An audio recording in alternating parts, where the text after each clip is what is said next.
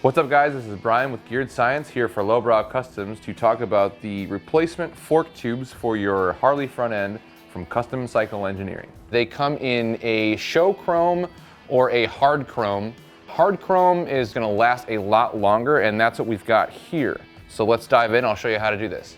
You're gonna need your seal kit. Make sure you order the seal kit. Do not forget to do that, it's very important. I like these James gasket seal kits that Lowbrow carries because they include everything you need. You're also gonna need a punch, flathead screwdriver, and this is very important, a 6mm Allen wrench. You're also gonna need a dead blow or a rubber mallet, something like that. Fork oil, some brake cleaner, and a pan for draining the oil in. It also wouldn't hurt to get a copy of the climber manual for your bike. They're good to have around, and we're trying to keep this to tools that everyone has laying around. And for these fork caps to the end here, just go ahead and use an adjustable wrench. Step one, you're gonna take your 6mm Allen wrench and you're gonna crack loose the Allen on the bottom. Just loosen it up, leave it in there for now. We'll remove it fully later. Next, we're gonna take off the fork cap here and pull the spring out. Most of us are gonna have just this kind of setup. Just put a rag around your fork tube and put it in your vise. Just be careful not to over tighten it. Make sure you're very careful when you're pulling this out, because there's a spring in there, it's spring loaded, and if you're not careful, you'll catch yourself in the eye. Told you. So we're gonna go ahead and just pull this off, wipe it down real quick, and we're gonna set that to the side. Now we're gonna go ahead and just drain this out.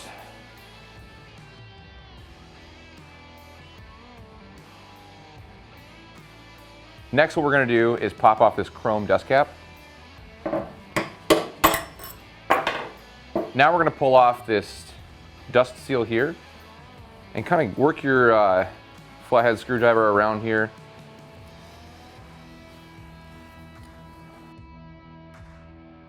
And that just slides right out. Take that, set it aside, throw it out later. Next, you're gonna take off this, there's a retaining clip. Just kind of fish your screwdriver in here and carefully pry that out. There we go. Again, we're not gonna need that, put that in our garbage pile. Now, it's time to fully remove that Allen head bolt on the bottom.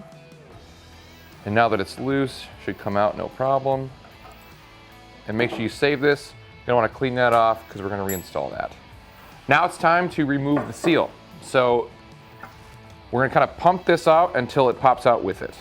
You might wanna do this over your drain pan because some more oil is gonna come with it. There we go. All right, you're gonna wanna make sure you pull your damper rod and spring from your old fork tube. So now that we've pulled our old tube out, we're gonna wanna make sure, and in the bottom of the slider, mine was actually pretty stuck in there. You'll have this oil lock, don't lose this, make sure you pull it out of there because you're gonna wanna look at it and clean it. Now we're gonna wanna take these old seals off of here. Again, put this one in our garbage pile along with the old washer.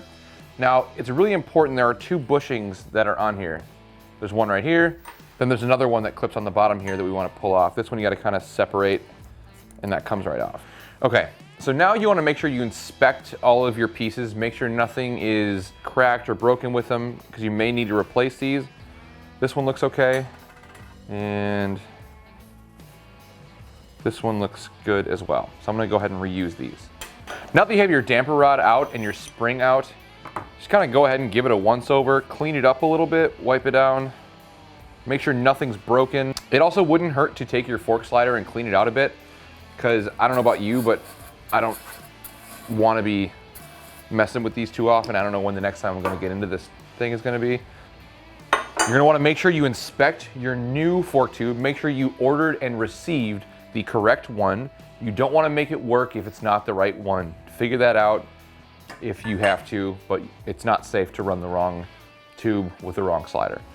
So now we're ready for installation. They say it's a good idea in the book to coat your parts in a thin layer of fork oil. I just poured out a little bit in the cap here and I'm just kind of...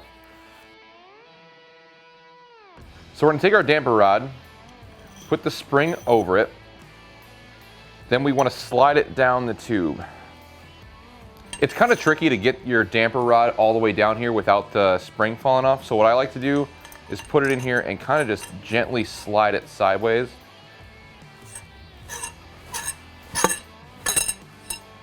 until it pops out on the end like that. So now we're gonna wanna take this bushing here and slide it over the new tube, just like so. And now it is time to put your new fork tube in the slider. You wanna make sure you have the oil lock over the damper, like so. And we're gonna just slide this in here, just like that. Now what I like to do is just kind of get your Allen head bolt started on the bottom of the damper rod, just so it doesn't move around or you don't misplace where you're at. You're also gonna wanna make sure you put on just a little bit of blue Loctite. Make sure you do not use red. Red's a little bit aggressive for this, and you wanna be able to get these off when you need them. So the order of installation up here is the bushing, which we already have installed. Next, you're gonna put your spacer washer. Then you're gonna wanna go ahead and put your oil seal on. And that just slides down like so. And to drive that in place, you're gonna wanna use a slide hammer. If you have a slide hammer, good for you. We're gonna use this piece of PVC pipe. Like I said, we're doing this video with things that most people would have laying around the garage. So we're gonna take this and really just drive it in there. And you're gonna wanna get it in there just far enough to where you can see the lip where the snap ring comes in. So drop your snap ring on, pinch it together, and kind of work it into the grooves with your screwdriver. And there we go. Next, put on the dust seal. So now we're gonna replace the spring in the tube. Now that your spring is in there, you're gonna wanna replace your oil. Check your climber for how much you need. Ours called for 9 ounces. If you bought extended tubes, your tubes should have come with this PVC spacer. So make sure you fully extend these. Go ahead and drop that in. Now we're gonna replace our fork caps. Now it's a good idea to replace your O-ring on the fork cap. Your James gasket seal kit should have come with one. So go ahead and do that now.